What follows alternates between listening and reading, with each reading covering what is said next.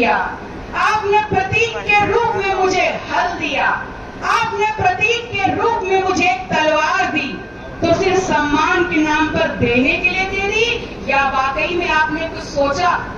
मैं बताती हूँ, इन तमाम प्रतीक चिन्हों से मेरे तरफ कौन से दायित्व आए।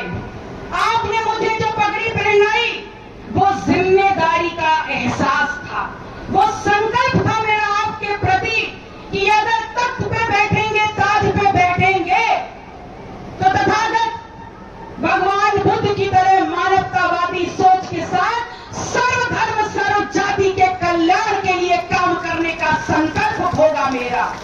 और इस देश की रीढ़, इस देश के अन्नदाता जिसके कंधे पर हल रखा होता है, उस किसान को जब तक मुस्कुराने का दायित्व नहीं दे देते, जब तक उस किसान को उसका हक और अधिकार राष्ट्रीय कृषि आयोग का गठन का संकल्प पूरा नहीं कर देते, तब तक अगर मेरे समाज, मेरे कमेरा समाज, ये पिछड़ा दलित आदिवासी मुसलमान समाज के ऊपर अगर कोई भी तिरछी निगाह से देखेगा तो हाथ में पकड़ी हुई तलवार से मुझे खून बहाने में कोई परहेज नहीं होगा। ये संकल्प में आप लोगों के सामने ले रहे हैं।